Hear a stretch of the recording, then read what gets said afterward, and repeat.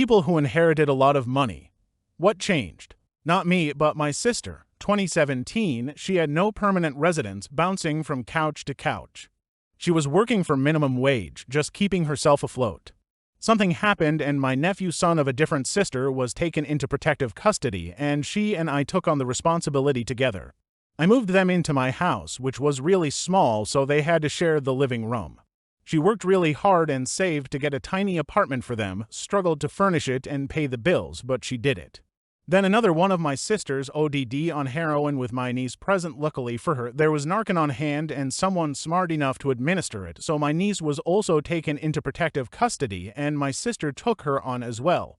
The money from CPS and state benefits helped, but they still struggled. Then in 2019, her estranged bio father committed suicide, and the trust fund that her bio grandfather set up was passed down to his only living relative, my sister. Literally overnight, she became a very well-off person.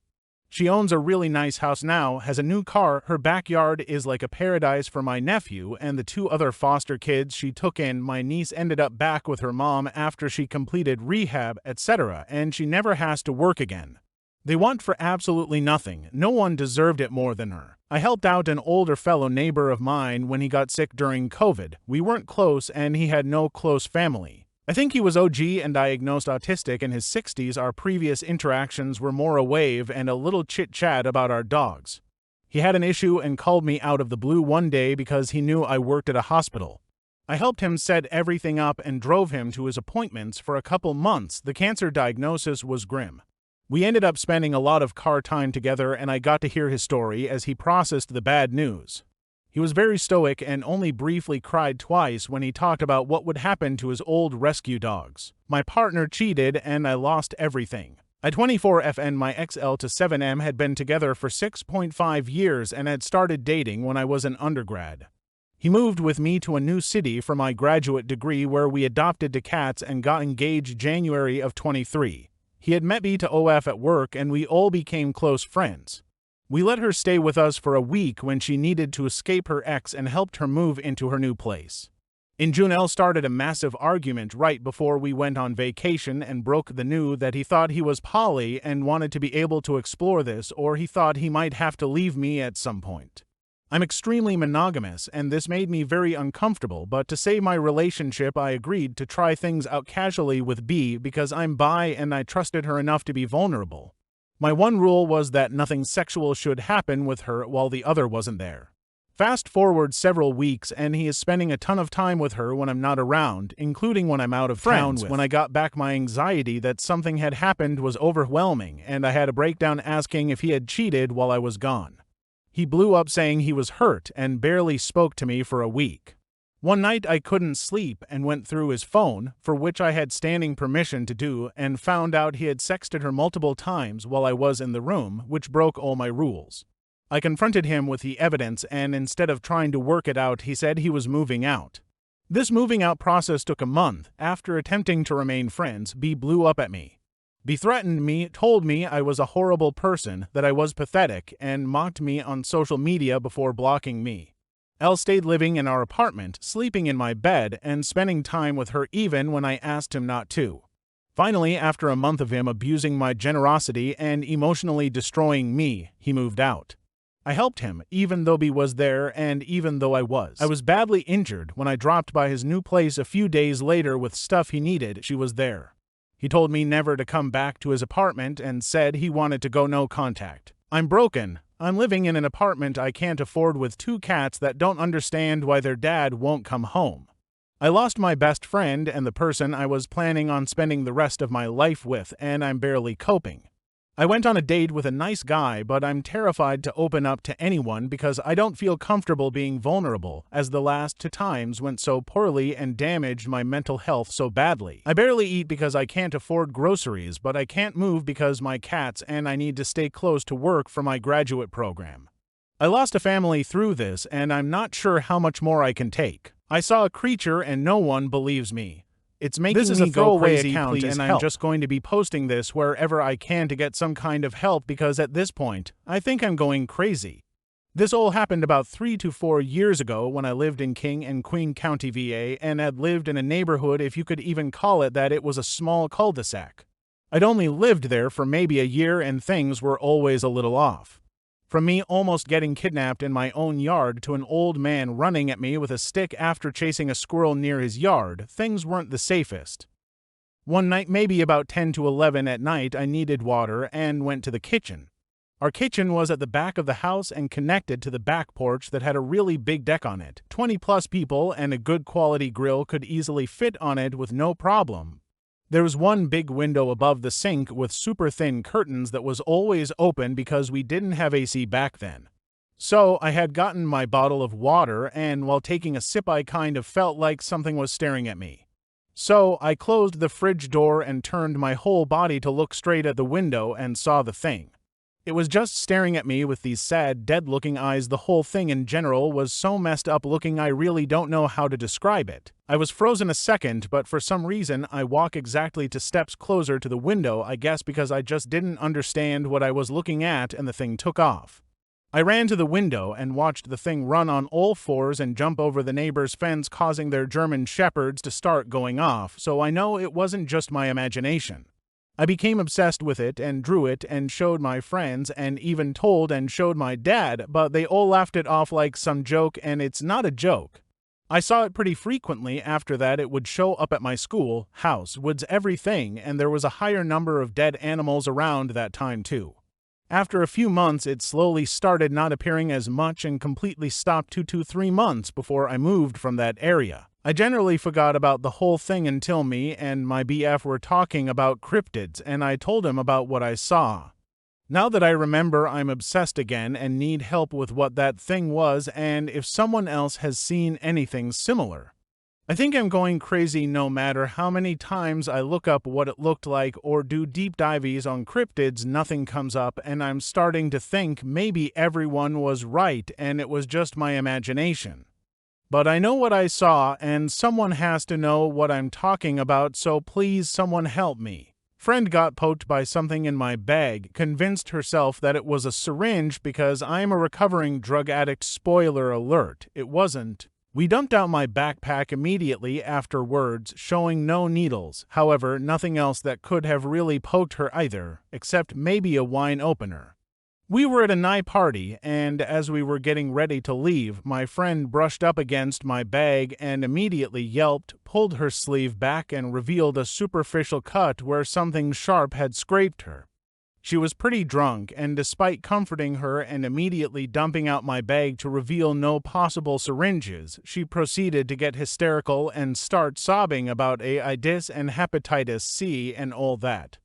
After about 30 minutes, my friends pulled a friend who was a nurse out of the party, who I guess advised her to go to the hospital over a scrape at 3 a.m. But okay? At that point, I gave my friends my advice. Take her home. She was actually asking to go home at this point in between sobs, and decided to leave since it didn't appear that I was helping anymore by being there. I didn't know what else to do. I was pretty hurt and confused by the whole thing, to be honest. Another one of my friends, though we'll call him Connor, was consistently hugging her as she cried and telling her no, we'll take you to the every time she stopped sobbing long enough to say that she wanted to go home. Long story short, I get a call at 4 a.m. from Connor saying they took her to the but that my girlfriend, let's call her Lucy, didn't have any insurance, so the nurses were advising her to press charges against me for what?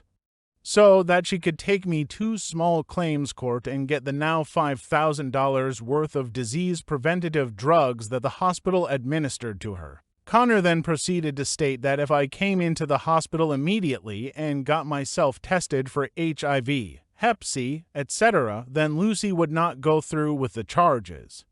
I was shocked and in disbelief. Charges over a scrape. That couldn't possibly be from what they are saying it is. We all saw what was in my backpack. I have been clean for a while now, but I am from a small town, and amongst these friends there's always a fair amount of gossip and drama and distrust that goes on. And to be honest, I have a feeling that Connor pushed the issue in this situation and made a drunken and hysterical Lucy even more paranoid and histrionic than she already was. He has a history of enjoying being at the center of drama and gossip. Revenge is one of his favorite TV shows, just to give you an idea of the type of guy he is. So anyways, I tell him no, sorry, I can't come in because I live in a large city far away from their location and it is now 4 a.m. and B, I have work all day tomorrow anyway. Connor gets pissed off and hangs up, and the last thing he says is, fine, I guess I'll just tell her to file the report then. Click. Oh Jesus. The next day, one of my friends talks to Connor, who tells my friend that yes, Lucy went through with making a statement to the nurses, who took pictures of the scratch and everything. No mention of whether the police were involved or not, though. My question is, holy shit, can I really get into legal trouble for accidentally scraping my friend with a sharp piece of my backpack? Am I going to get the police showing up at my door? Am I going to be liable for her drunken and hysterical decision to give herself $5,000 in preventative drugs when she apparently has no medical insurance? What on earth are the next steps Connor insinuated on the phone today to my friend that if I had just come in last night to get a blood test, then none of this would have happened. I doubt the validity of that though, because what the heck would coming in immediately versus later have accomplished? I couldn't have received services at that anyways since it isn't covered by my insurance. I have a feeling that there were ulterior motives for wanting me to come in right then too, perhaps to concretely confirm my involvement and to corroborate Lucy's story. Perhaps to check my backpack, check me for signs of drug use. I do have a fair amount of scar tissue left over on my arms from my drug-using days, so it would be relatively easy for a health professional to identify past signs of use. Although, I'm not entirely sure how that would have made any serious difference because it's clearly in the past. Maybe it would have just strengthened her story more because it shows that I have used for drugs in the past. This whole thing is very difficult too because so far I haven't heard anything from Lucy directly, and I am wary to contact her myself because I have found that in these situations, more often than not, it is best to keep as quiet as possible until things are more settled. When I brought that up to my mutual friend who contacted Connor today, however, he brought up the pretty valid point that Lucy doesn't exactly have the balls to do so and will more than likely just take the easy road of anonymously filing charges and seeing where that takes her. He's probably right with that, as dumb and as backward as it is. So I am also torn about whether I should contact her or not to let her know that while she was not in any way pricked by something dangerous like a syringe in my bag, I am happy to take a blood test for her in order to ease her mind since she is clearly still so worried about it. I don't want to incriminate myself somehow by doing that though, so ANY legally informed advice on how to proceed would be greatly appreciated. Just to break down my questions again, what, if any, potential legal charges could I be facing from this situation? What can I expect in terms of police contact if I am facing charges? Will they show up at my house, call me, put out a warrant? Will I be asked to prove in some way that I am not a drug addict anymore? Should I get my not-chips and clean drug test records together? Should I warn my landlord that the cops could be knocking on the door at some point soon? If she takes me 2 small claims over this ridiculousness, do I need a lawyer? Do you think she has a case? Why do you think she was able to go through all of these motions with the nurses when isn't it illegal for her to not have health insurance in the first place? Why were they helping her? Overall, I am just really hurt and saddened by this whole thing. I feel like I have done what I can to prove that she wasn't pricked by a damn dirty needle, and it is still not enough, I guess. If there is anything more that you guys can think of that I can do to make this whole Fewbird situation with Lucy go away, I am all ears. At this point, I just don't want any trouble. I understand that my friendships with these people are over now, which sucks. Anyways, thanks for reading, and thank you for your help. Edit. Oh, I completely forgot to include what I think it actually was that scraped her. So initially, the only thing we could find that was sharp and there was a wine opener seemed pretty unlikely though, because it went through my backpack and her long-sleeved shirt and her skin, however superficially. Then, as I was leaving, I was digging around in my bag and felt a tiny circular metal thing stuck in the bottommost area of the front pocket of my bag, right where she brushed against it. I looked more closely at it and found a stud earring embedded in the cloth with the pokey back part sticking out onto the outside. I don't know if that information was actually ever relayed to her or Connor though, because right when I found it, I told one of our other friends, we'll call him Bill, who was right next to me, but Lucy and Connor were far up the street because Lucy was busy staggering around the sidewalk and sobbing. And then shortly after that I hopped into a Lyft to go home, so I'm not totally sure. And again, I am wary to contact anybody at this point, so aita for walking out of the bridal salon when I found out my friends were making fun of me behind my back. I have two friends, Gaby and Shelly. All of us are 23, if that matters. We were roommates in college and stayed in the same city after graduation. While the three of us are close, I've always known that Gaby and Shelly are the closest. They have a really sweet friendship. Shelly is getting married. Gaby is the maid of honor and I'm one of the bridesmaids. Over the weekend, I went with Shelly so she could look at wedding dresses. Gaby was supposed to come with us but got called into work last minute. I helped Shelly pick out some dresses, then she went with a consultant to try them on. Shelly asked that I take pictures and videos on her phone to send to her mom and Gaby. I was getting the camera ready when a text from Gaby came through. I didn't mean to click on it and was instantly going to click back out when I saw one of my Instagram pictures in their private chat from earlier that morning. Both were making fun of me for the face I was making and my outfit choice. It didn't appear to be very good nature. I admit, curiosity got the best of me, so I searched my name in the chat.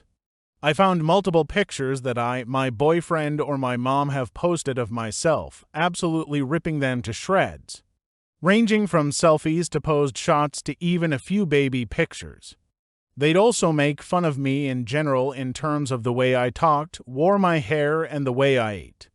This went back as far as I could tell, at least a year. My heart broke. It all felt so juvenile and high school. While we all joke around, I would never do this to them, nor have they ever even tried to instigate these types of conversations with me about the other one-on-one. I was in tears. As someone who was bullied all through middle and high school, it just brought me back to a horrible place. I put the phone in Shelly's purse and brought it to another employee, telling her to tell Shelly that I had to go. I drove home and had a long cry. Shelly texted me by the time I made it home asking where I went. I said I was going home and we could talk later. When she did call a few hours later, she was understandably confused and hurt that I left. I told her what I found, explaining that I only looked further because of the initial text I accidentally saw. She went off on me for looking through her private texts and said those were none of my business. She also told me I shouldn't have left the store without saying anything. I said I didn't want to make a scene, but also knew I couldn't fake being happy for her. Shelly told me the texts were all in good fun and clearly she loves me because I'm going to be her bridesmaid. She added that I'm only hurt because I chose to read all those texts. Later on, Gaby called to tell me that I invaded Shelly's privacy and hurt her by walking out. My boyfriend and mom think I did the right thing by walking out, but obviously they're a little biased. I just want some unbiased looks. Was I an asshole to look through the texts and then leave? If you don't mind, I'm going to share with you some of the responses to give this story a happy ending. NTA, if I was in your place, I think I'd drop out of being in the wedding. It's one thing to jokingly make fun of someone one time, but seems like they have done this to you a bunch of times. And it doesn't seem like it was light-hearted. If I was you, I wouldn't feel bad about looking through those messages at all. She handed her phone to you and feels like fate took the opportunity to expose them to you for who they are. NTA, searching her phone was maybe crossing the line, but that line is far less important than to supposed friends spending months making fun of you behind your back. The all-in-good fun excuse doesn't hold water because you were not a party to it. You don't hide things like that from people unless you're aware of the fallout that would happen if you didn't. I can guarantee you that the vast majority of the people who will comment on this thread would never make fun of their friends to other friends behind their back. This is mean girl behavior. It's passive-aggressive, it's mean-spirited, and it's not how real friends treat their friends. They were making fun of you because they're mean and not very nice people. And they hid it from you because they are mean and not very nice people. She made excuses and blamed you for the situation because she is mean and not a very nice person. You should drop them both like a hot potato because they're mean and not very nice people. My only caveat here is if you engage in similar behavior with either of them, having private chats and making fun of other friends. If you do, then ESH. I retired today at 40. Here's my story of 6 years of hard work. Hey all, I figured I'll finally share my retirement story here now that today is my first day. The history: I'm mostly a career underachiever. I worked in retail banking and human resources and hated it. I was lazy and mad at the world for not handing me success for work I never did. At 30, I had like $600 and no signs of potential. I had a community college degree and a bachelor's from a for-profit school that no longer existed. Great. And if my mom didn't pass away a few years prior, I would have finished school to be a teacher, but life happens.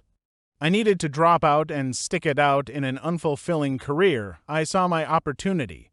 This thought influenced me: not owning your life and spending all your waking hours doing something you don't like is an awful way to live, especially when you're broke too. I wanted to marry my passion for fitness with work and decided to open a small CrossFit gym in my garage and train people after work. This was the easiest way to get into the field after considering buying a box truck and training people in their driveway. LOL. Thinking of the mantra, if you build it, they will come, I knew I could get my weekend certification, buy a bunch of equipment on ACC, and be cool. But that's not what happened. I did almost no work in building out my processes, culture, systems, etc., and no one cared to be a member. In a year, I had about 20 people total work out in my garage, 3 to 5 regulars, a mere few $100s in monthly revenue. Presented with an opportunity, I could renew my CF affiliation on credit or let it drop and pivot. So I thought about my skills talking online and knowing about food, decision-making, how to do this around my work schedule 9-5, and how I could still help people and make a career. Instead of training, I wanted to remotely manage people's diets, lifestyles. Partly because the industry is an absolute nonsensical shit show of misinformation. But I didn't want to tell people what to eat, when to eat, what to avoid, etc., because as weird as that sounds, specific food choice, meal timing, and restriction are hardly what matters. People still argue with me about this, mainly because they make money saying the opposite or are influenced, aka manipulated by another doctor turned book salesman and social media influencer. As you can see, I'm super jaded by the field. I wanted to be more of a food detective. Crack the case and use a Socratic problem-solving method guiding people to the answer through a series of questions. I asked myself what problems people face and what systems I could plug in to address those problems. Things like people eating more than they realize, they don't plan, feeling guilt and shame, they lie about it, it being lonely, there being no data, there's no fun. There's no community. There's too much conflicting info, not knowing if it will work, crappy coaches, RDs, and more. So I started talking about my philosophy online, who were mostly people I knew in real life. Big hint for anyone thinking all they have to do is post IG reels for clients. Some thought I was unqualified, a pause, annoying, not fit enough, etc. It hurt my feelings and I almost didn't go through with it. But I said F it. Imagine these voices preventing me from doing something awesome and helping people, is what I said.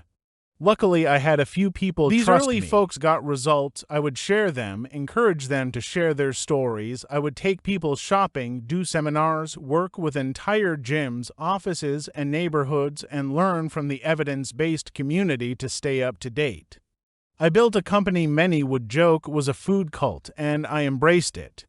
It wasn't just weight loss or performance, though. People now knew their way around food like never before. I knew we had something special. I painted a picture. One that showed lifelong dieting failures, athletes, moms, dads, etc. could all succeed on my program and it not suck the life out of them.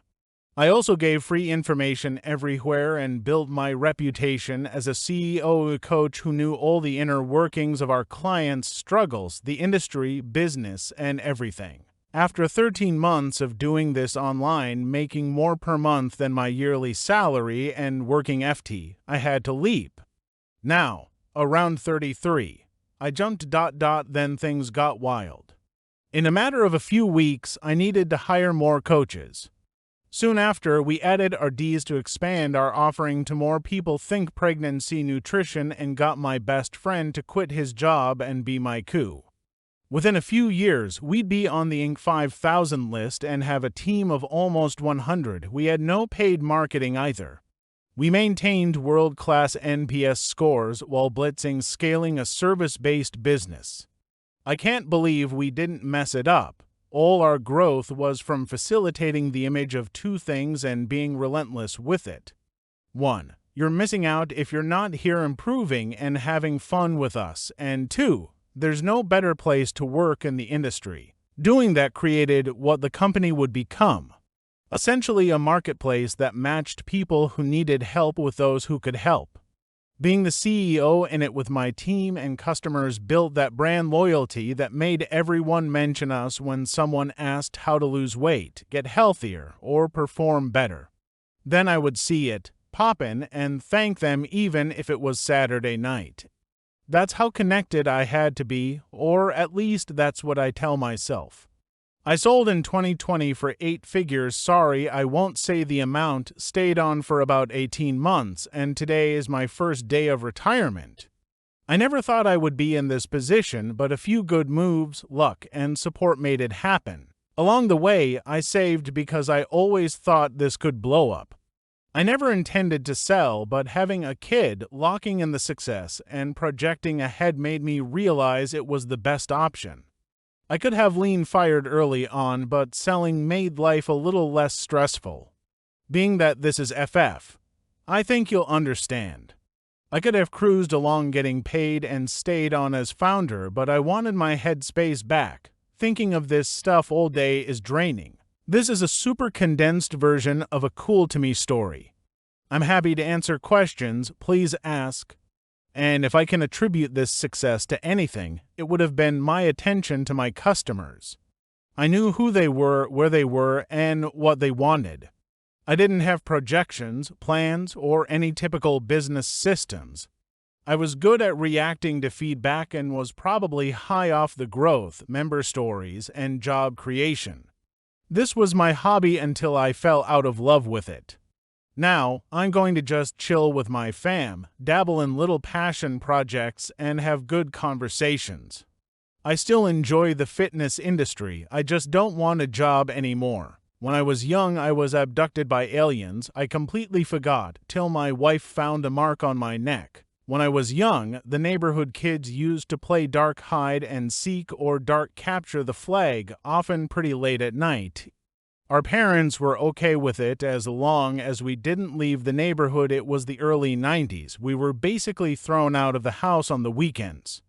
Anyway, one night after the game was over and everyone had gone home, my stepsister and I were hanging out in our front yard, just sitting on one of those green cable boxes talking. At one point, she stops talking and points into the sky and asks about a light in the sky. I turn and look and see it myself. When I was young, the neighborhood kids used to play dark hide and seek or dark capture the flag, often pretty late at night. Our parents were okay with it as long as we didn't leave the neighborhood. It was the early 90s. We were basically thrown out of the house on the weekends. Anyway, one night after the game was over and everyone had gone home, my stepsister and I were hanging out in our front yard, just sitting on one of those green cable boxes talking. At one point, she stops talking and points into the sky and asks about a light in the sky. I turn and look and see it myself. The light was faint blue and was brighter and bigger than the stairs around it. It was moving in ways that seemed impossible, and it became aware we were looking at it as soon as I locked eyes on it. I don't know how to describe that I know that. It was just this immediate feeling that it was looking right back at us. Suddenly, the light moved towards us almost in the blink of an eye. It went from being roughly double the size of a star in the sky to as bright as an airplane or helicopter searchlight instantly. There was no sound and the light didn't illuminate the surrounding area, which gave it a weird feeling. I tried to say something to my sister, but I found myself unable to speak and I could suddenly barely move. I just reneged, turning my head to see my sister looking very scared, also unable to speak or move. I thought I heard a noise and the light started shining on me, which made me turn my head back towards the object, and then I felt a piercing light basically blind me. I was like bathed in the blue light. After this, things get a bit hazy, like I was meant to not remember it, even though certain moments are as plain as any memory from that time. I was in a place that was mostly dark, but there were lights that seemed to hover by themselves, with no visible technology, pull, etc. holding them up. I don't know if I was laying down or standing up because there was a feeling of no gravity or downward force in any direction. I remember interacting with an entity that was humanesque but seemed to be different, like a beautiful person, but they had no male or female characteristics, completely androgynous but with very symmetrical and smooth appearance to the face and body. Otherwise, very human-looking. They talked to me, but I was acutely aware that it was in my head and not out loud. It was like moments of being conscious with moments of haziness in between. I don't know how to describe it. I was aware that they were doing things to me, but I don't remember what, but I do distinctly remember a piercing device they inserted just behind my ear on my right side. It went pretty deep, but it didn't hurt. It just felt almost itchy for a second, and they told me they were taking a sample and depositing something that would allow them to remotely monitor me for some time. They explained that this was not the first time they had done this to me specifically, and that they would continue to do so throughout my life, and that there were literally thousands of people they were doing this to. It was a scientific study of some kind that they tried to explain to me, but I honestly don't remember the purpose. I was able to ask them a few other things in the moments of being conscious, like where my sister was, and they explained she was having the same thing done to her. I asked them point blank if they were aliens, and they found it humorous and told me they were humans from the future, but I got the distinct feeling that this wasn't the truth. Again, I don't know how to describe why I thought this. It was just a different feeling when they told me this versus the other things they were saying. It felt like a lie or simplification of some kind. After some time of being out of it again, I became aware that my body was bathed in blue light again, and the darkness started to recede, and I was able to see the stars and the sky again. I don't know how long it was before I really understood where I was, but at some point I sorta came to and realized I was sitting on the grass next to my sister in the neighbor's yard, about 50 to 60 feet from the original spot. My sister came to almost at the same time. We both immediately looked at each other and then to the sky, and the light was gone, but the sun was coming up. It was then we realized it had been hours. We didn't really talk about what happened. We just felt the need to go inside and go to bed before we got in trouble. It was years later before I ever spoke to my sister about that night, and she remembers much less than I do. She remembers seeing the light, being blinded by it, and then feeling weird, and then waking up beside me. To this day, she has explained it away by us seeing a helicopter in the sky and just falling asleep because we were tired. She won't discuss it beyond that. I honestly had forgotten about this event until 2 years ago when my wife mentioned that I had a spot behind my right ear that kinda looked like a burn mark or a scar, but also like a pimply mole. She likes to pop things and was dying to let her try to pop it. When she reminded me of it, the memories of the event flooded back into my head and I was a bit emotional but agreed to let her mess with it. She tried to pop it but said nothing came out. It's still there and looks exactly as she describes it, kinda like a mole but also kinda like a scar. I've had MRIs and other scans throughout the years, but nothing has ever shown up, so I have no idea what it is or if anything is inside there. I try to not think of it now because although I wasn't scared at the time, it is unnerving to think about now. That's my story as honestly as I remember it. I caught my husband cheating on me with his stepsister. I just need a place to let this out. Last week, I 29F caught my husband Jack 3OM cheating on me with his stepsister Claire to 4F. I went out with a friend last Saturday and planned to stay at her house. Jack didn't want to be alone all night, so he said he'd just go hang out with his stepsister. They've always been close, and they ended up going to a bar. I was feeling unwell and just wanted my bed, so I decided to get an Uber and head home. I was not expecting to walk in on them having sex on the couch.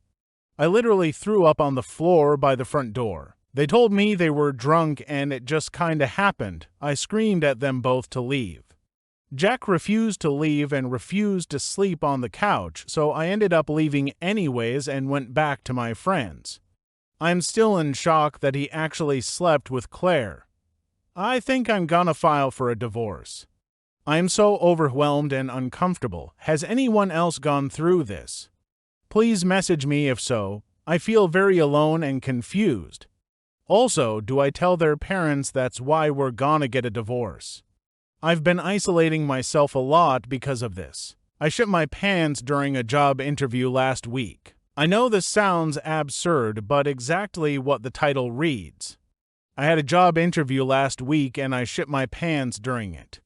I do not know what messed up my stomach, but just before the interview I felt that burning urge of going to toilet. I felt something was wrong but hoped I could sort it out in 10 minutes. Boy, I was wrong. I literally shit my bowels out but still felt like doing more. I checked my phone and it was time for the interview. I did not want to delay it as it was the final round with the coup of the company. I joined the interview call after cleaning myself. We started the interview and I could hear roaring noises coming from my bowels and was sweating. I wished for interview to end quickly, but Ku asked and asked. In the end, I could not hold it up anymore and literally shit my pants. Ku told me I am a great fit for the position and I got the final offer. 3x annual salary of what I previously made with great benefits. I did not know if I should cry or laugh at that time. I just left the call after final sayings. I had to throw my chair out and get a new one. It was a shitty interview, but with a great ending. I'll probably tell this one to my grandchildren in the future. Has anyone else encountered people that didn't seem to actually be people? I was wondering if anyone else has also had any experiences with people that didn't quite seem to be people. Like there was something off about them. I had an experience some time ago that I've never could shake off. So this happened in Charleston, SC around Christmas of 2017. I used to work at a popular coffee shop that was inside of a popular big box retail store. One day around Christmas time I had two guests that struck me as odd immediately. They were pale Caucasian women, probably mid-20s, that both looked nearly identical, but one was about a head taller. They had the exact same haircut, very straight platinum blonde bowl-like cuts. Their faces were quite round and their eyes were a noticeably bright hazel color and appeared quite large, but not in like a disproportionate gray alien kind of way. They both also had a fairly odd stiff gait, as though they had a board strapped to their back. They sort of shuffled their feet around when they walked. They both also had on oversized sweaters, and I noticed later the shorter one had theirs on backwards. The weird part was their behavior. When they first walked in, the shorter one looked around the store as if they've never been in one. Her overall demeanor was somewhat childlike. Like a good customer service rep, I welcomed them in and told them to ask if they had any questions. The short girl looked to the taller as if for approval. She then slowly nodded her head towards me, mouth slightly agape, and then attempted a hand wave. Instead of waving at the wrist like most people, she waves with her forearm, palm flat and straight in a sort of robotic windshield wiper-like motion. She then turns to the taller one, who gives her an encouraging nod. They then proceeded to walk around the cafe looking at the cups and merchandise. The short girl would often point all around the store and seemed to be asking the taller one questions, almost as if this was a guided tour of sorts. Now, obviously, I'm no linguist, but my city is a fairly popular tourist destination and I've met foreigners from all over the globe. Even if I don't recognize a specific language, I can usually estimate roundabout where it may be from, whether it's Germanic, Slavic, Asiatic, Mid-Eastern, etc., in origin. But the language they spoke to each other was very strange and not like one I've ever heard. Imagine if you mixed Simlish with baby babble and sped it up. Lots of ga, blah, and oo sounds. They continued on checking out the merchandise and going on what seemed to be a queue and a session. They would often open up cups and look inside, grab bags of beans and squeeze and shake them. At one point, the shorter one took apart a French press and the taller one seemed to try to explain what it was for. This went on for about another 10 minutes or so when the short one picked out a studded cup to purchase. She shuffles her way to the POS, puts the cup on the counter, frequently looking towards her friend as if looking for reassurance, who again does a simple nod in encouragement. She then looks towards me and attempts to smile, which was just baring her perfectly straight white top teeth as though she were biting her bottom lip, and slowly nodding, not saying a word. It was here I noticed her sweater was on backwards, the tag sticking out in front of her neck. Now that I had a good look, I will say she was quite oddly attractive, but there was something about her appearance that gave me uncanny valley vibes, but I couldn't tell you what exactly was off. I will say I don't recall them ever blinking. I scanned the cup and went on the typical checkout spiel, to which there was no reply. When it was time to pay, she pulled out a silver credit card that had no markings whatsoever. No logos, no numbers, no name, just blank plastic with a chip. She then looks back over to the taller one and says something, who then comes over and finishes the transaction for her, showing her as though it was a teaching moment. I hand her the cup and she once again slowly nods her head, mouth ajar, and does her windshield wiper wave. They then shuffle their way out the cafe into the rest of the store, and I never saw them again. I've told this story to people before, and they usually hand wave it and say they were probably just tourists from Europe, or maybe they had a condition of sorts. But, like I've said, I've encountered many foreigners, and none of them acted this much like a fish out of water, nor was their overall demeanor and behavior this uncanny. I won't rule it out as a possibility, of course, but it just doesn't quite sit satisfactory for me. It was just too weird. I don't know, what do you guys think? Have any of you experienced anything similar? Edit. First of all, I never anticipated this post blowing up like this. Thank you all for the awards, stories, and theories you're sharing. This has been a fun ride. I appreciate you all. I mostly wanted to reiterate and expound on a few points. When typing this out initially, I wanted to try and make sure I didn't use any specific language that would lead on any particular conclusion, despite my personal view on the situation.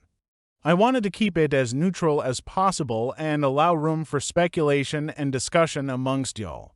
I.e., I didn't want to come out and say, yeah, they were totally aliens when there could have been other explanations, but I think in doing so I undersold how weird this situation really was and why I felt it was worth sharing.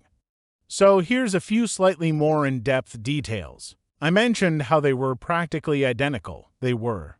Exact age, exact complexion, exact hairstyle, exact same overall presence and demeanor.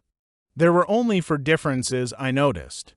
Their height, the sweaters they were wearing, the taller one's nose was slightly more sharp and angular, and the shorter one's speech was faster. I've seen people mention that they were a mother, daughter, or caretaker a patient situation, which is simply not possible unless they reproduced by mitosis, twin sisters. For sure that could work. I mentioned that their eyes seemed big. I know I said it wasn't as disproportionate as a gray alien, which is true, but I should have emphasized that they still appeared much bigger than they should have been. I mentioned in a comment below that their skin was absolutely flawless and clear. No scars, creases, blemishes. I couldn't even make out any visible pores. Like wearing an Instagram filter almost, their complexion had an almost ethereal quality to it. I mentioned how they would point around the store and seemed to be doing a Q&A. I should have emphasized they pointed at nearly everything. From the signs on the board, the equipment behind the counter, the shopping carts, even the automatic sliding door at the front of the store. It really reinforced the idea the short one at least hasn't seen a place like this before. As for the autism angle I've seen mentioned, I've already made a comment below, but in short, I never got the impression that this was the case. I've met and interacted with plenty of people on the spectrum before, language barrier or no, and not once had any of them made me think, yeah, I'm not sure if this person is human. This situation was different.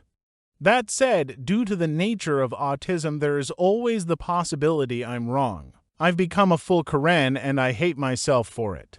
I fully expect to get torn apart for this, haven't it? My spouse and I had a big fight. He called me names because I didn't do as much cleaning as he wanted me to do, even though I was trying. He called me a lazy whore, lazy pig, bitch, useless. All sorts of stuff. He tells me to fuck off and fuck you. I snapped and didn't need to swear at him to cut him down. I told him if he wanted a housewife who kept a spotless home, he should have made better career choices and made a good wage like a normal man. I told him he's so proud over his low-paying job and for what? He doesn't even use his day off to parent his own children, and we're all happier when he's not home. He's just as bad as a family member who's an abusive ass to his family. How dare he call me a whore when I have been nothing but faithful to him? How dare he call me lazy when I work full-time, take care of the kids and the housework? How dare he speak to me this way? I'm ashamed he's my husband. I'm ashamed of myself for going to his level. And I went absolutely ballistic at the apartment manager recently. They're changing all sorts of rules for no absolute reason. Have no fucking problem taking extra money every year, but every year it feels like the quality of what I'm paying decreases drastically.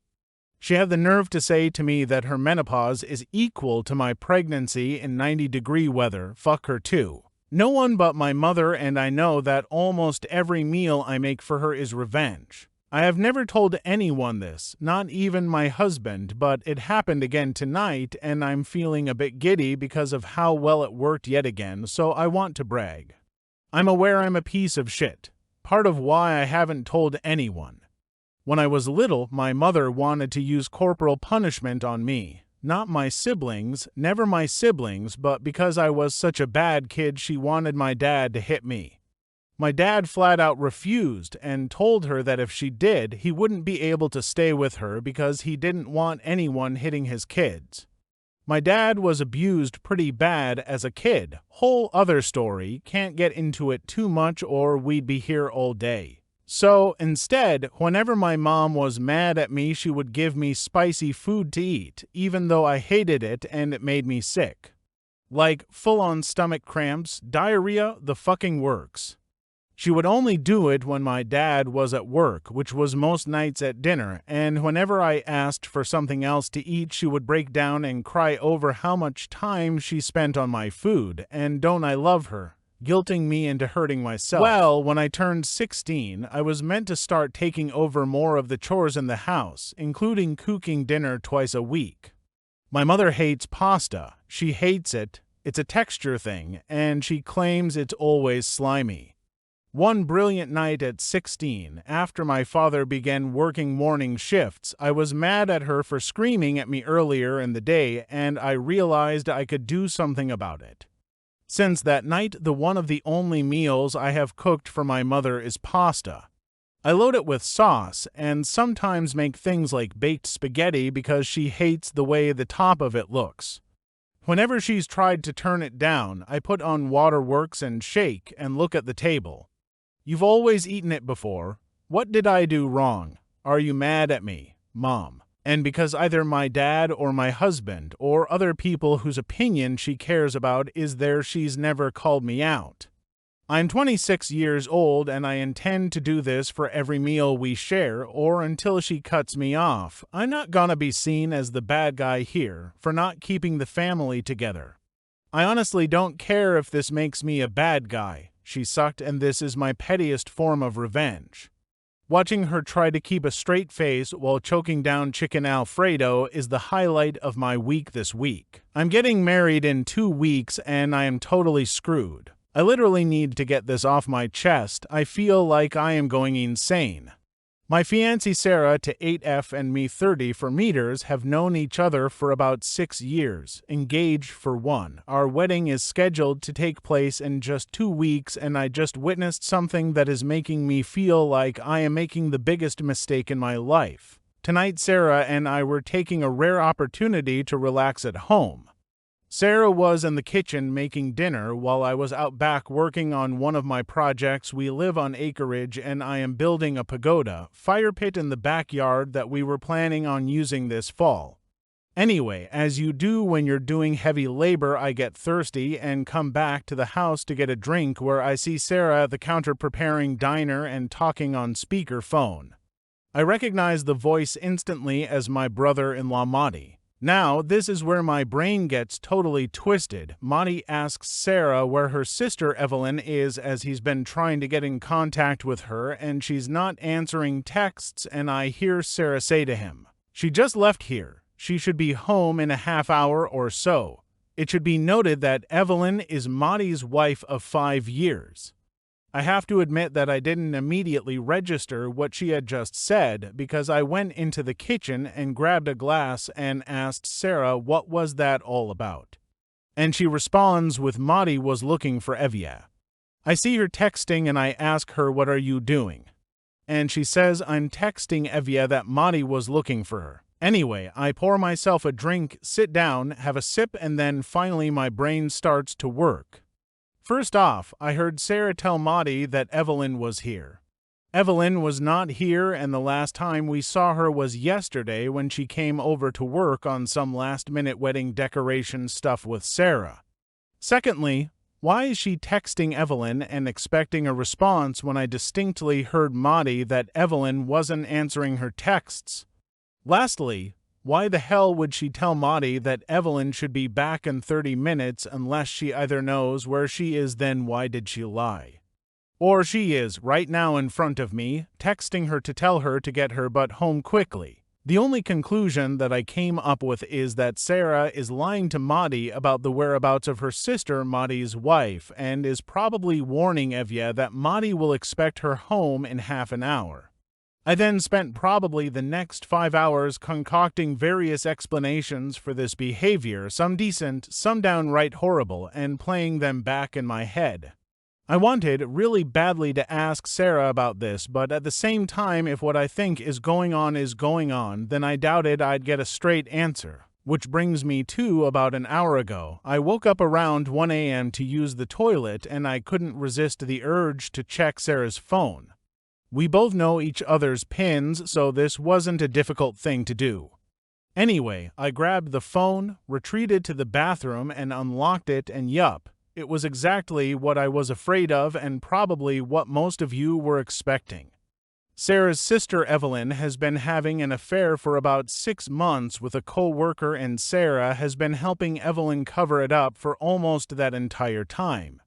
There are literally hundreds of texts between them discussing it, discussing the co-worker, discussing sex stuff. Really embarrassing things about my brother-in-law and probably uncharitable just stuff that makes my stomach churn, and here is my soon-to-be wife going along with all of it without batting an eye. I took some screenshots of the entire thread, put the phone back where I found it, and then retreated to my home office to find myself here typing it all out on Reddit simply so I can avoid the primal scream that wants to come out of my mouth right now. I am totally 100% screwed.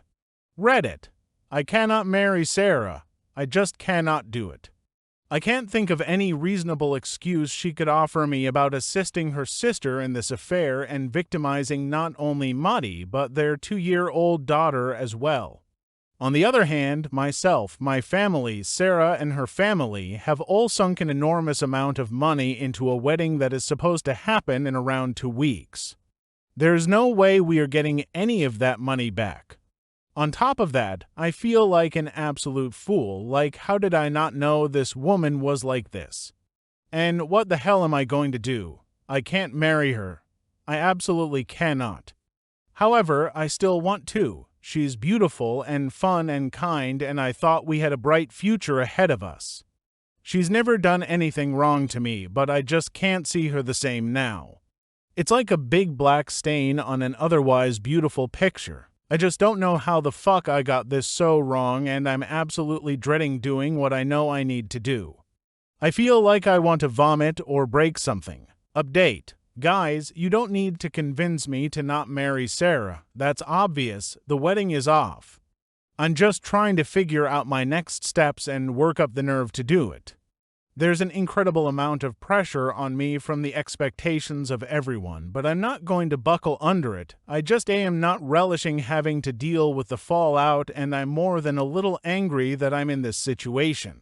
EDIT 2. It's 5 a.m., I have work in 3 hours, and I'm running off a couple hours of sleep.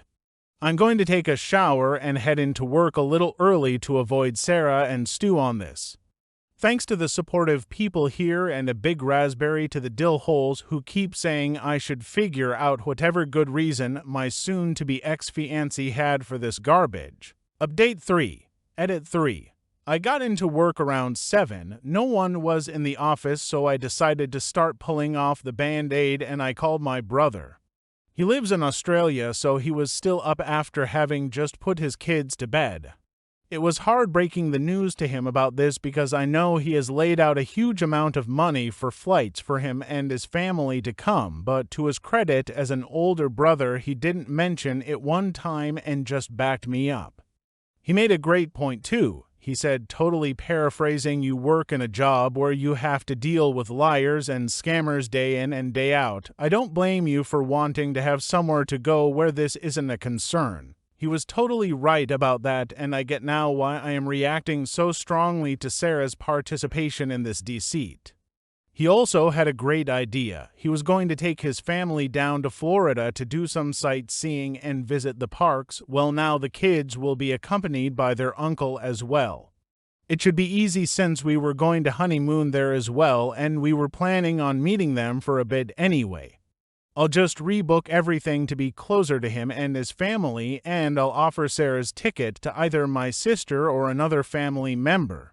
I haven't had time to read everyone's comments, but I have answered a few. Right now I'm just sort of making myself sick by drinking cup after cup of coffee and trying to distract myself until the day gets on enough where I can reach out to Monty. Just did morning stand-up. My stomach is doing flip-flops from drinking about 2 pots of coffee since I got in here so early, and I absolutely cannot focus and concentrate.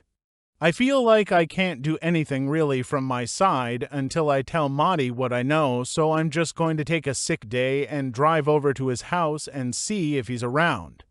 If not, I'll call him and track him down. Monty is a teacher who is on break right now, and Evelyn works a 9 to 5 like me, so odds are good this works out. Wish me luck, Reddit. Update 5 got to Monty's house a little after 10 a.m. He had just put his daughter down for a nap, and we had a long, frankly brutal talk in the kitchen. Basically, he suspected this for a couple of months now, but Evelyn has been very good at covering her tracks, obviously with the assistance of Sarah and a couple of their mutual friends. I unfortunately do not have all 6 months of text messages, just a couple of dozen screenshots I sent to myself from Sarah's phone, but I gave him what I have and offered to help him however I could. I am a field analyst in the CU department of a mid-sized insurer specializing in workers' compensation fraud, so I know a few things and a few people. Anyway, I'm now working from my laptop in my almost brother-in-law's kitchen trying to salvage whatever I can. I'm going to have to talk to Sarah this evening and get the word out as fast as I can to my friends and family now that I know I won't screw Maddie over. So far, I managed to rebook most of the honeymoon, although I had a problem with the ticket because Sarah was flying under her maiden name and our carrier has a surname rule for name changes. Anyway, they did allow me to cancel and get a partial refund and rebook to my sister, who will be accompanying her two brothers and nieces to Florida in a couple of weeks. I'm holding off on canceling the venues until after I talk to Sarah because I don't want to tip anyone off until Monty gets his chance to confront Evelyn, but I will absolutely be letting my family and friends know this afternoon sometime and beg them to keep it close. I'm basically in a frenzy right now canceling stuff I can cancel, and I'm heading down to the bank in a few to open a new account and getting my bills I'll pay sorted out. The finances ... some people have mentioned them, but it should be pretty good. The mortgage is in my name since we were not married and I have the bigger income, but Sarah did contribute about $20,000 versus my $60,000 towards the down payment. I will have to probably pay her out that money and some portion of the mortgage payments for the last 16 months, but it could be worse. Update 6, I am going to go silent for a while. This post has already been circulating around TikTok and has gone way beyond what I thought it ever would when I was freaking out in the middle of the night. First off, I want to say something here. I do not hate Sarah. I don't approve of what she did. I frankly find it repulsive and I'm shocked by uncovering how defaced she can be and how she treats people, but I don't hate her. I'm just incredibly sad about everything, and the I'm screwed part of my post is really the short time frame I have to work under. Basically, our relationship is in a state where I cannot get married to her, but we're supposed to get married in 2 weeks. Maybe if we had 2 months, or better yet, a year or so to work through this, my approach might be vastly different, but I don't have that luxury. I have to move now. There's just no way I can enter into marriage with the state our relationship is in now, so I'm not going to. Update 8. It's about 8:30 p.m. right now, and I'm writing this from my buddy's house. His name is Mark and a former co-worker of mine that is also in the same field of work. As I mentioned in a previous update, I work as a field analyst in the CU department of a decent-sized insurance carrier.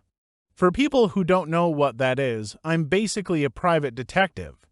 My job is to investigate what we think might be fraudulent claims in regards to workers' compensation. Anyway, as I kind of hinted at, Madi asked for my help in finding out who the other guy was that Evelyn was cheating on him with.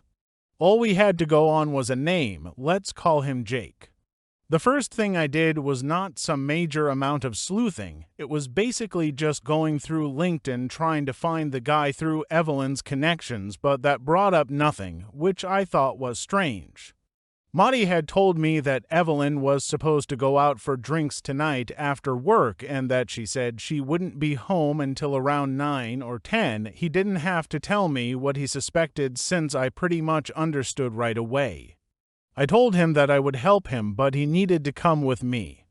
I then contacted my buddy Mark, explained the situation to him, and had him agree to meet us later in the day. The first thing we did was drive over to Maddie's parents' house so that they could watch their granddaughter.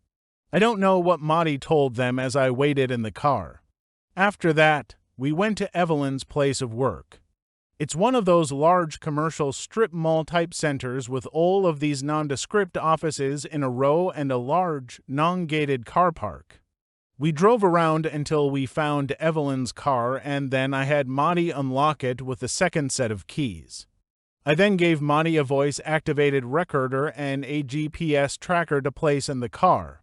Once done with that, we left part a bit down the street and waited for my friend to arrive and for Evelyn to leave the business. Mark shows up about 20 minutes later, hops in the car with us, and around an hour after that, Evelyn comes out of her office with 2 of her girlfriends and a tall, younger-looking man with sandy blonde hair.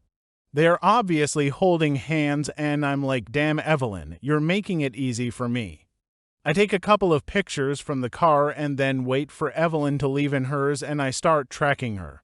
At first I thought she might go right to a hotel or something, but she didn't. Instead, she drove to a reasonably nice bar and grill in a nice section of town and parked on the street.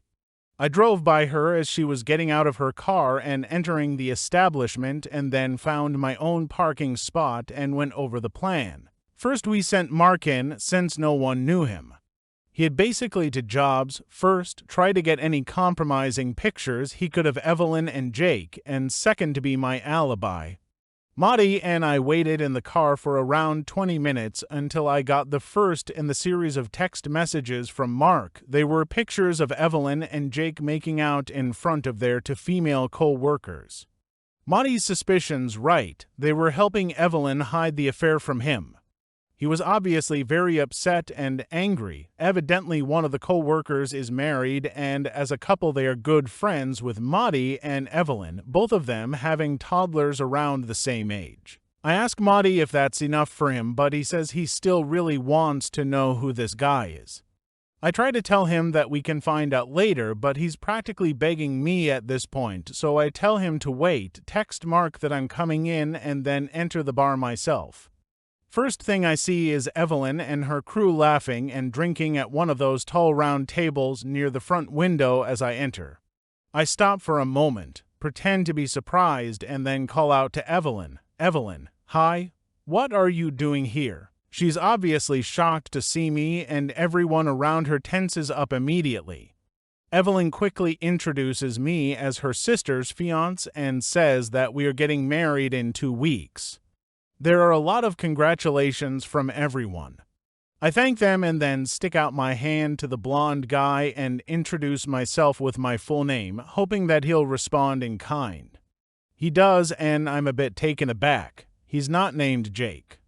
I introduce myself to everyone else and then tell Evelyn that I'm here to meet a co-worker. I wave to Mark and then excuse myself.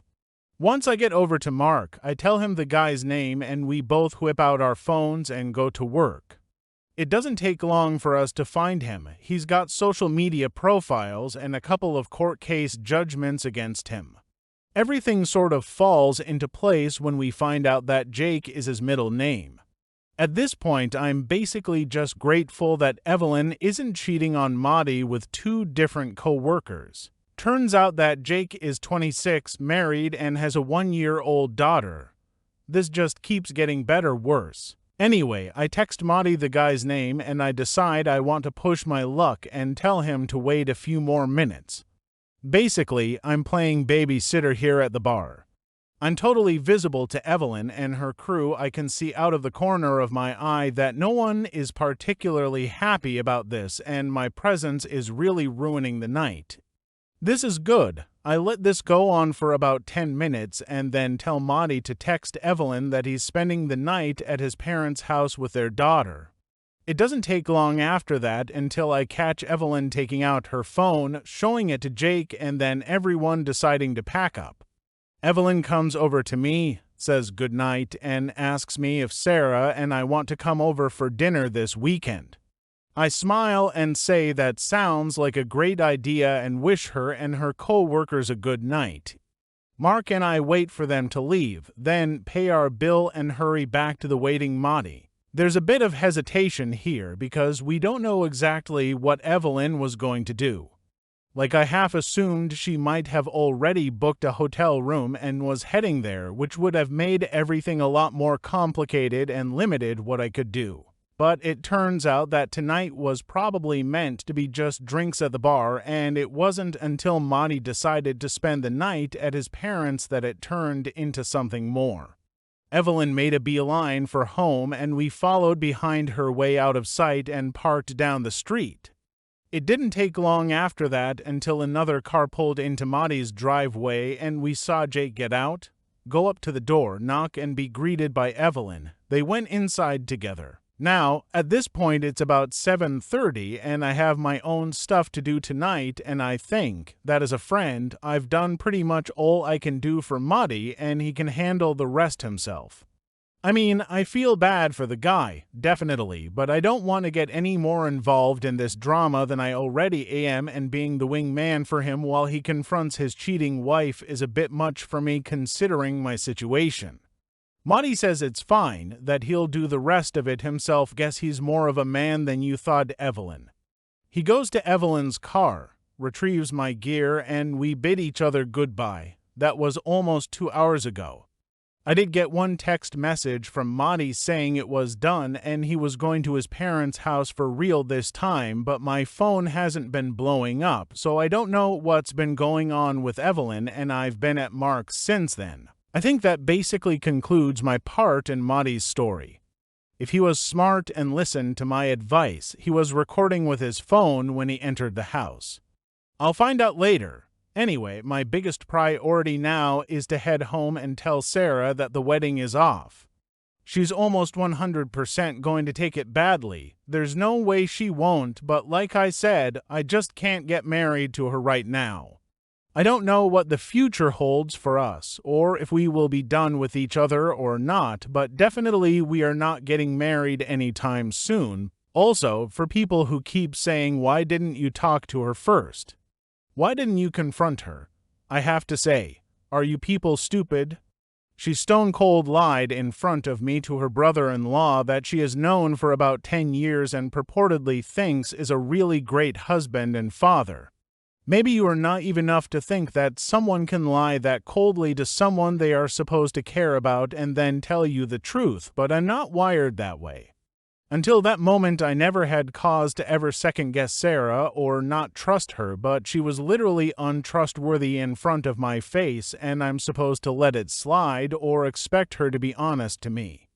I guess you don't know what it's like to have your entire view of someone shift in an instant. It's disorienting and, frankly, a bit panic-inducing. I'm actually impressed I kept my head and followed my instincts instead of pressing her right away because it led me to the truth. I'm impressed I kept my head and followed my instincts instead of pressing her right away because it led me to the truth. It would have been ridiculously easy for her to lie to me and then delete those text messages, and if she had done that, then I would never have read the horrible things she said, never seen how she can be so duplicitous and two-faced, and never realized how little I actually knew about her. I'm going home to talk to Sarah. I'll update later to let everyone know what the final verdict is. Don't expect it to be a good one. Update 9. Well, I had the talk with Sarah last night. It was pretty insane. I'm honestly burnt out and still exhausted, even though I took another sick day and slept in until almost 10:45. Sleep deficit is real. I know everyone is thirsty for updates, but as much as it's therapy for me to write them, I am just absolutely drained, and as you may have noticed, I don't know how to be short. Just call it a character trait from my profession and the endless amount of minutiae-filled reports I've written. I will give the TL, doctor, and I promise to do a proper update later. Long story short, I came home to talk to Sarah about canceling the wedding and found her comforting Evelyn on the couch. I almost turned around and walked out, but didn't. Words were exchanged, tears were had, people got really angry, and the cops were called.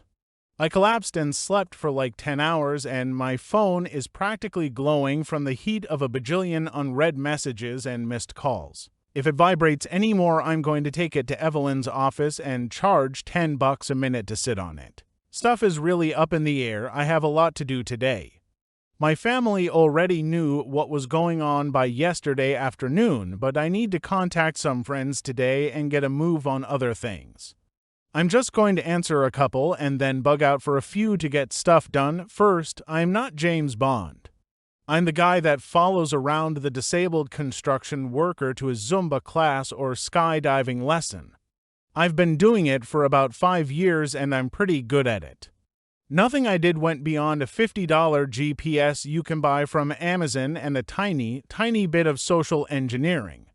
You might be surprised how far social engineering can get you, but whatever. Second, I am off the clock on the mysterious case of Marty and the Hobag Hobgoblin. Whatever Marty does with the info he has, including contacting the other wife, is on him. I'm not interjecting myself into this mess any more than I have. Madi is a good friend, but I have my own little world collapsing right now, and now that I don't have my moral indignation to distract me, it's becoming a bigger burden than I have been letting on. Third, I'm not an aspiring screenwriter or novelist. I do, however, write a lot of reports you have no idea. Most of my life is actually spent hunched over a laptop writing a report or transcribing statements. For every hour I spend doing field work, I probably spend 10 doing paperwork or research. Fourth, you are right that I was wrong to leave Madi to go it alone. I didn't have any fear, not even an iota, that Madi would do anything stupid, but I didn't properly take into the account the risk to him. That's a personal failing of mine. It's not that I don't care, I just tend to estimate that other people handle things like I do, and hence, Madi was doing something that I would do, so I didn't question it like I should have. I know this is a problem of mine and I'm working on it, but I am also not in the best place emotionally, so my EQ was low in the situation. Last, people saying you don't know the whole situation. What if Madi was an abuser? Yada, yada, yada. No, buddy, you don't know the whole situation. I do. I read 6 months of text messages. I know why Evelyn did what she did. I know how she feels about Madi. I know how my ex-fiancé played along with this. I'm just not sharing it because it's vile, but I know, and it played a big part in how I have acted in the last day and a half. Trust me, if Sarah had done something, anything other than encouraging and egging on Evelyn, we'd all probably not be here. But she did, so we are. Anyway, that's it from me. I will try to update again in the next few days with the whole fallout, but I am probably going to be mostly off Reddit for now. Best of luck to everyone, and thank you to all the people backing me up. It meant a lot to me and helped keep me sane, well, some semblance of sane anyway. Wow. What an insane last post. If you guys enjoyed those Reddit stories, make sure to subscribe, check out the other stories for more Radio Reddit hits.